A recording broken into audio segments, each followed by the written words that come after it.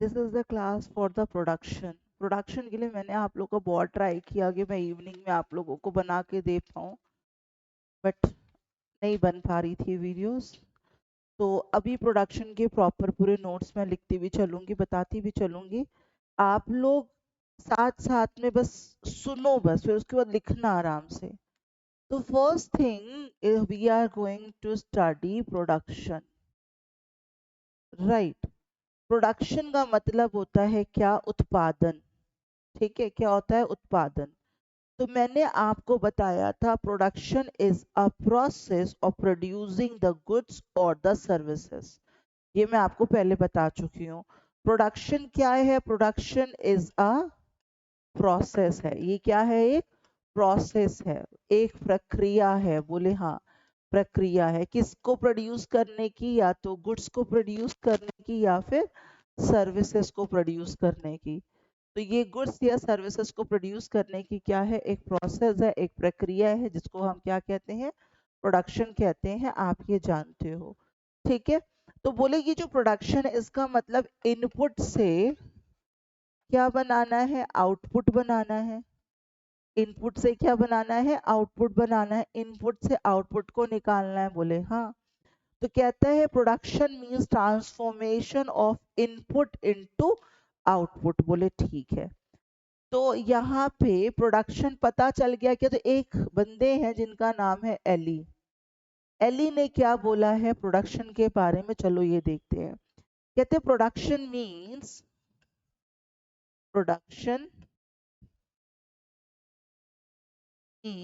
What? Creation of economic, creation of creation of economic utility, creation of economic utility. ये क्या है? Production का मतलब किसने बोला? एली साहब ने बोला। बोले ठीक है। हिंदी में कहते हैं आर्थिक उपयोगिता का सृजन उत्पादन है। आर्थिक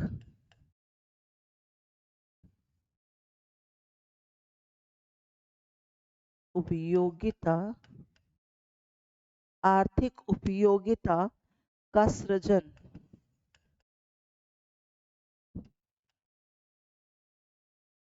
ही उत्पादन है। मतलब समझ आ रहा है? किसी भी चीज की उपयोगिता बनाना, उपयोगी होगा तभी वो यूजफुल होगा, है ना। तो यूटिलिटी बढ़ाना, ये पेन है, पेन को यूटिलिटी बढ़ा दी इन्होंने। तो production means creation of economic utility, आर्थिक उपयोगिता का सृजन ही उत्पादन है। बोले ठीक है, कोई पंगा? किसने ये बात बोली? बोले एली साहब ने बोली। किसने ये बात बोली? एली साहब ने बोली। पहले पढ़ा ले दीजिए, फिर आराम से होल्ड करके लिखिएगा। मैं साइड हो जा रही हूँ इसीलिए। फिर एक बंदे आए हैं एच स्मिथ। एक बंदे और आए हैं जिनका नाम है एच स्मिथ। इन्होंने क्या बोला कि कहते production is the process of creating utility in goods. Production is the process of, production is the process of, किसका प्रोसेस है भाई? that creates utility, that creates utility in goods, in goods। बोले ठीक है। उत्पादन वह प्रक्रिया है, उत्पादन वह प्रक्रिया है, प्रक्रिया है ना, जिससे वस्तुओं की उपयोगिता का,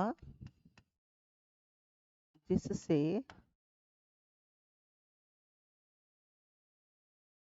वस्तुओं की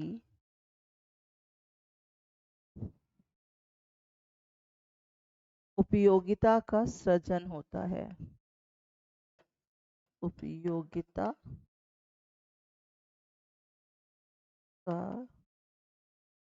सृजन होता है। तो ये किसकी डेफिनेशन हो गई? एच स्मिथ साहब की।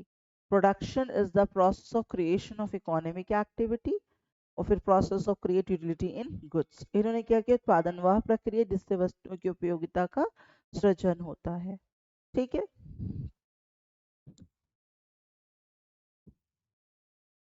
नेक्स्ट है कॉन्सेप्ट्स ऑफ प्रोडक्शन, उत्पादन की अवधारणाएं। कॉन्सेप्ट्स ऑफ प्रोडक्शन, उत्पादन की, उत्पादन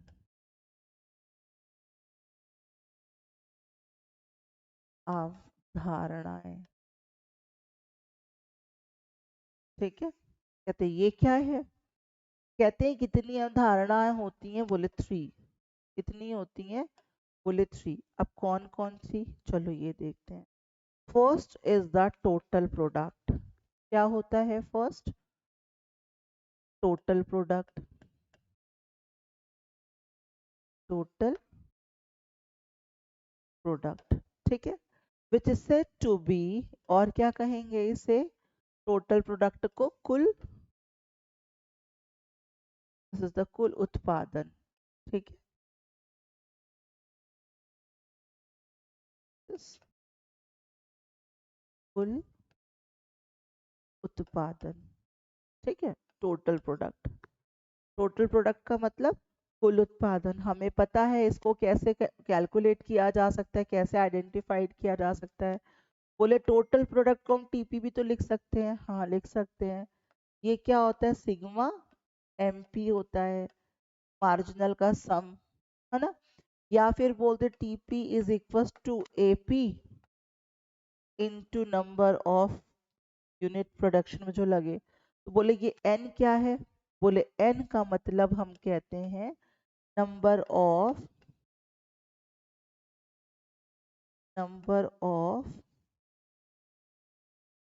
वेरिएबल फैक्टर्स। क्या कहते हैं, नंबर ऑफ वेरिएबल फैक्टर्स, कितने फैक्टर्स लगे हुए हैं।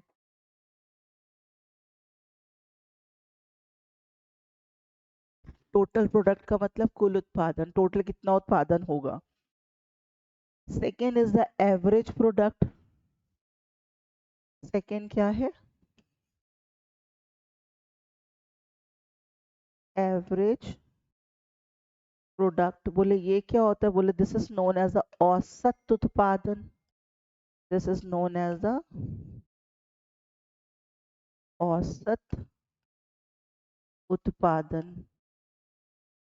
ठीक है, तो बोले इसको कैसे करा जाता है कैलकुलेट, कहते हैं इसकी कैलकुलेशन की जाती है टोटल प्रोडक्ट में नंबर ऑफ वेरिएबल्स को क्या करना है, हमें डिवाइड कर देना है। Yes, next is what,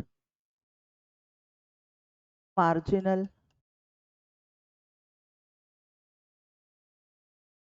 marginal product which is known as सीमांत उत्पादन, which is known as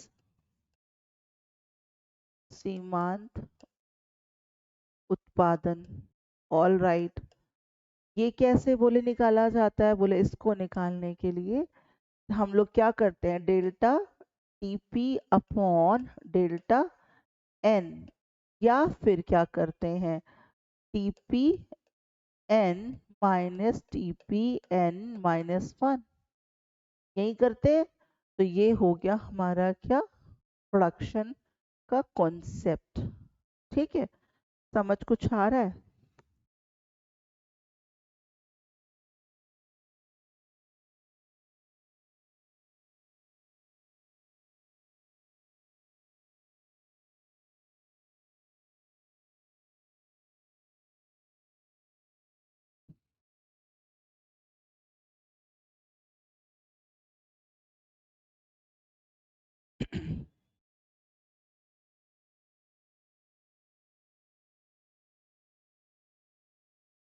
कुछ समझ आ रहा।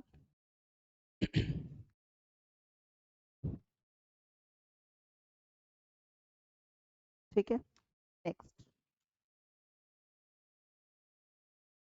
बोले यहाँ पे टाइप्स ऑफ प्रोडक्शन फंक्शन क्या है, उत्पादन के प्रकार क्या है।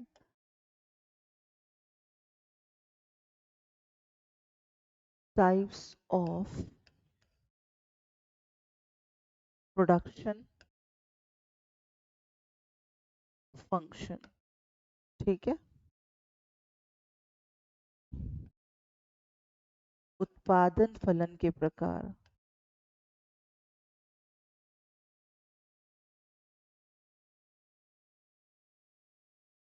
अब देखो दो तरीके हैं, होते हैं रन्स, एक शॉर्ट रन और एक लॉन्ग रन, है ना। एक शॉर्ट रन में होगा चीज और एक लॉन्ग रन में होगा। एक है हमारा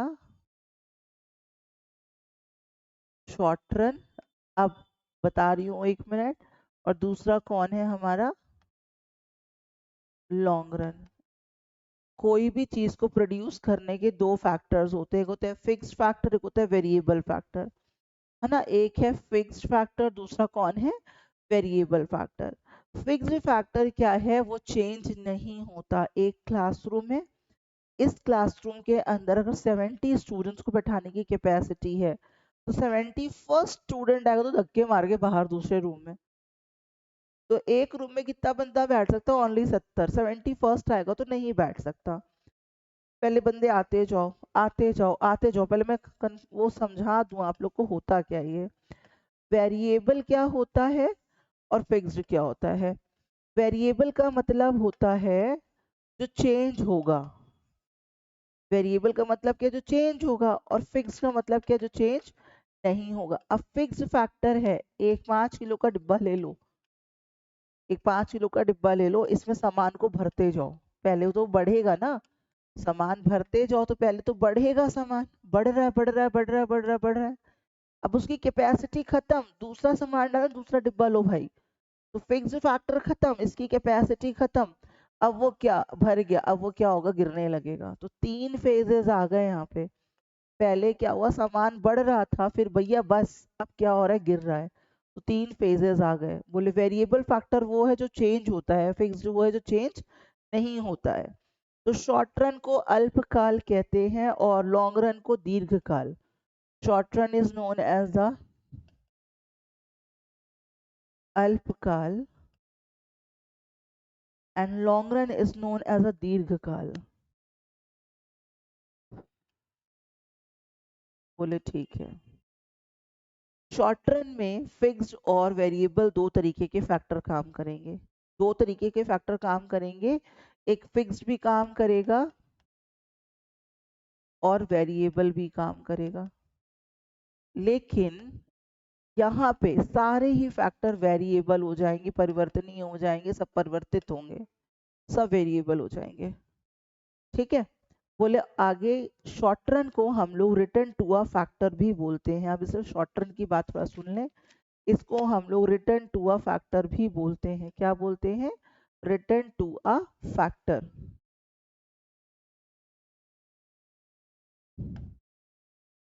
रिटर्न टू अ फैक्टर, इसको बोलते हैं शॉर्ट रन को साधन के प्रतिफल। साधन के प्रतिफल, ठीक है, रिटर्न टू अ फैक्टर या फिर साधन के प्रतिफल भी बोलते हैं। Law of variable proportion, law of variable proportion, यही कि पहले बढ़ेगा भैया, डब्बा भर गया, अब आगे नीचे गिरेगा, which is known as law of returns also. Law of returns also, इसको रिटर्न टू स्केल बोला जाता है। जब लॉन्ग रन में आएगा तो क्या बोला था, return to scale. Return to scale is पैमाने के प्रतिफल, पैमाने के प्रतिफल। ठीक है, पैमाने के प्रतिफल। Law of return to scale, this is law of return to scale. ठीक है, ये समझ आ रहा है। शॉर्ट रन को रिटर्न टू अ फैक्टर और लॉ ऑफ वेरिएबल प्रपोर्शन बोला जाता है। बोले ठीक है। अब हमें ये पढ़ना है शॉर्ट रन को। शॉर्ट रन कहता है इसके 3 फेजेस होते हैं। शॉर्ट रन के कितने फेजेस होते हैं? 3 फेजेस होते हैं। ठीक है, हम क्या पढ़ने चल रहे हैं? शॉर्ट रन, दिस इज अल्पकाल। ठीक है, शॉर्ट रन के 3 फेजेस होते हैं। बोले कौन कौन से 3 फेजेस होते हैं शॉर्ट रन के? बोले फर्स्ट फेज होता है इसका, फर्स्ट फेज होता है उत्पत्ति वृद्धि नियम। फर्स्ट फेज क्या होता है? उत्पत्ति वृद्धि नियम। पहले सामान बढ़ता जाता है। बोले ठीक है। उत्पत्ति वृद्धि नियम, that is law of increasing return. Law of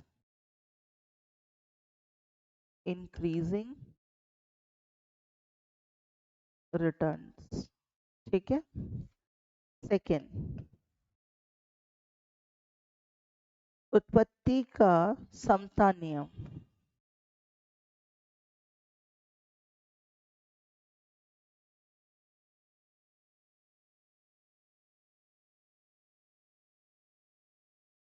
law of constant return. Law of constant returns. Third is उत्पत्ति ह्रास नियम।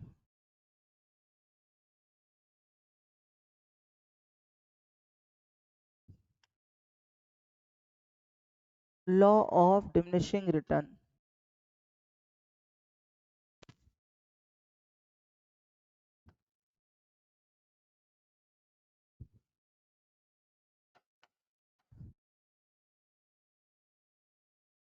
ठीक है, शॉर्ट रन में कितनी सिचुएशंस आती हैं? 3।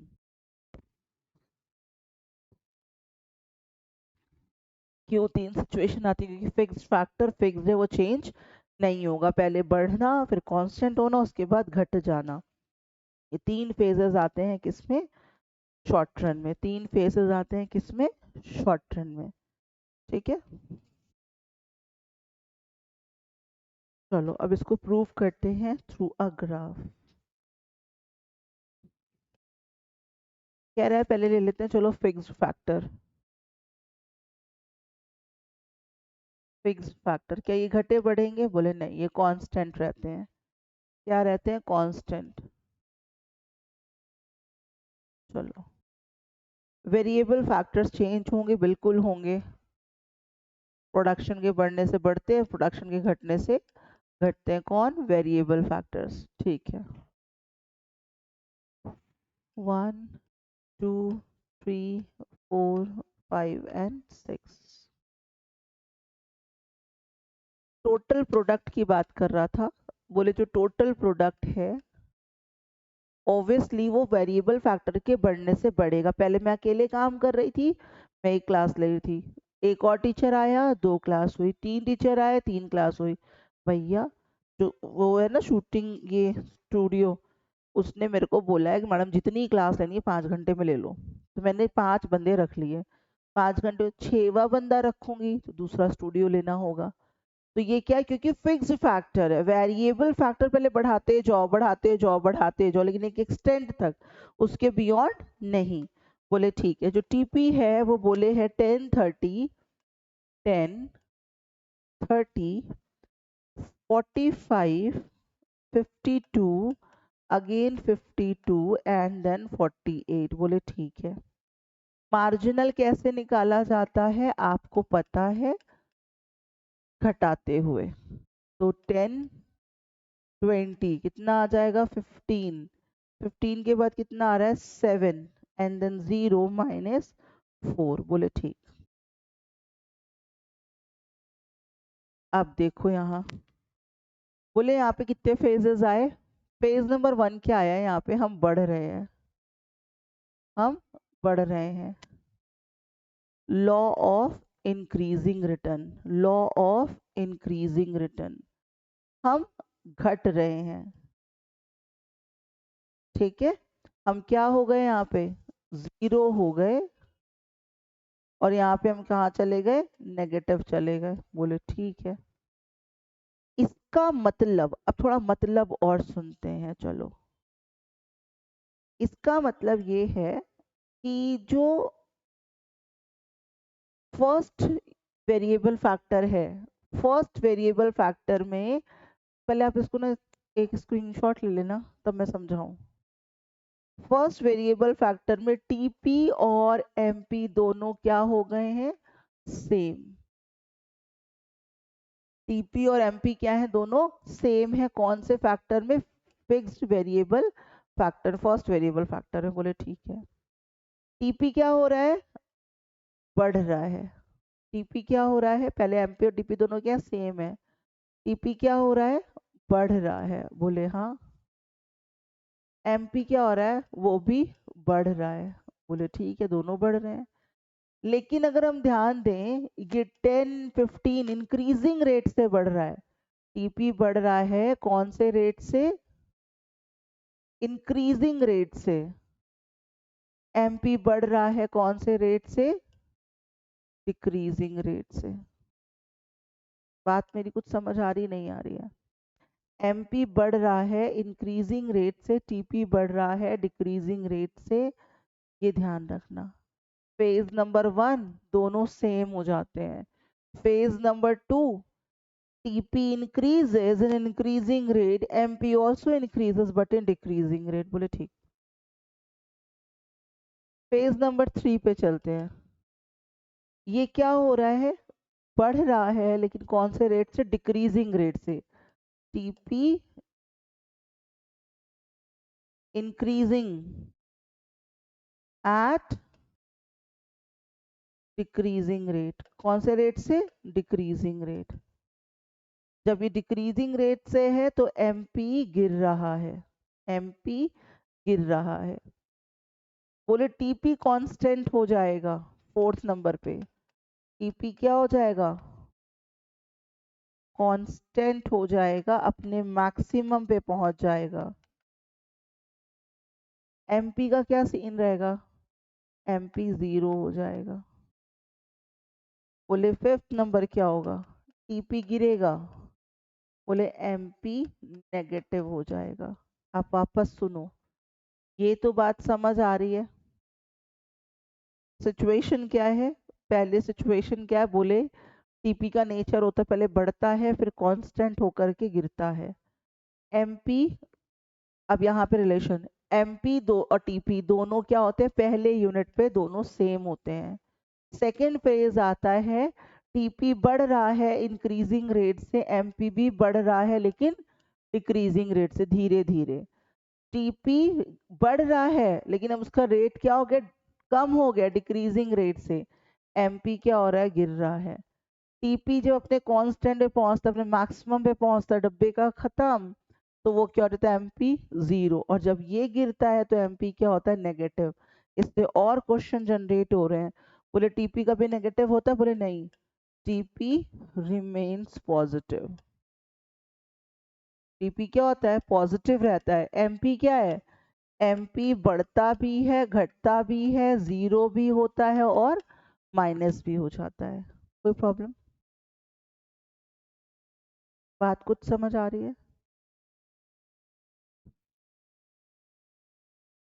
ठीक है, अब इसी को बेस करके चलो एक बनाते हैं ग्राफ। ठीक है, इसी को बेस करके चलिए ग्राफ बना लेते हैं। आप लोग ने स्क्रीनशॉट ले लेना, दूसरे पेज में बनाना, मेरे को लिखना ना पड़े दोबारा, इसलिए मैं हटा रही हूँ। ठीक है, आप मत इस तरह कर लेना, पता चले आप बोला आपने भी तो मिटाया था। बड़ी दिक्कतें हैं। चलो करें ग्राफ, बनाएं ग्राफ।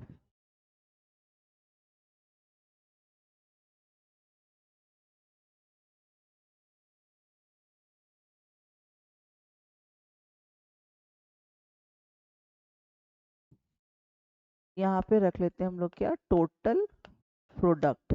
ठीक है, तो टोटल प्रोडक्ट को 10-10 की गैप ले ले, 10, 20, 30, 40, 50, 60 तक पहुंच गया। यूनिट कितने थे? 6, 1, 2, 3, 4, 5 एंड 6। टोटल प्रोडक्ट की अगर हम बात करते हैं, फर्स्ट पर कितना था? 10। फर्स्ट पर कितना था? 10। सेकेंड पे 30, सेकेंड पर 30, थर्ड पर 45, थर्ड पर 45, फोर्थ पर 52, फोर्थ पर 52, फिफ्थ पर भी 52, सिक्स्थ पर 48, सिक्स्थ पर 48 ऐड कर दिया जाए।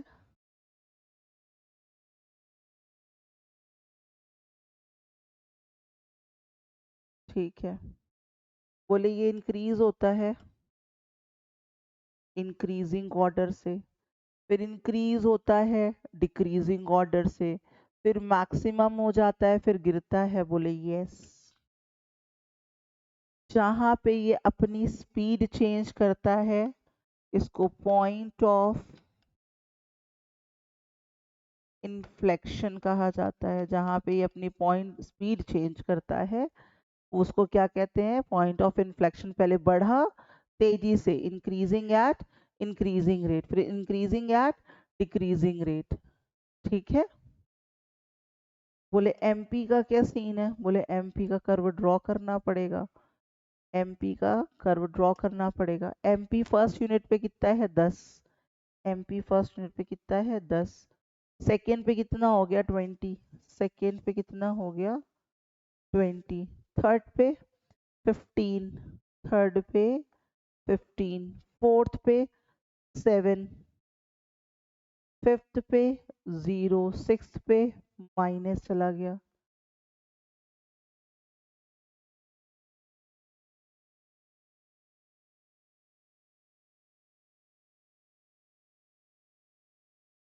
पॉइंट ऑफ इन्फ्लेक्शन पे एमपी अपने कहाँ बैठा है? अपने मैक्सिमम पे बैठा है। पहले क्या है? ये बढ़ रहा है, फिर क्या हुआ? मैक्सिमम पहुंचा, फिर गिर गया, फिर 0 हो गया, फिर नेगेटिव हो गया।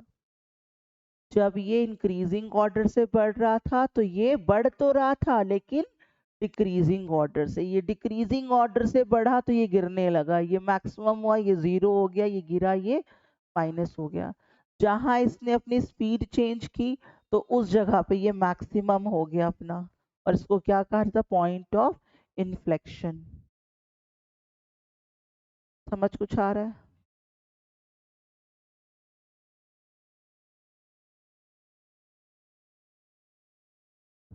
क्लियर हो रहा है कुछ?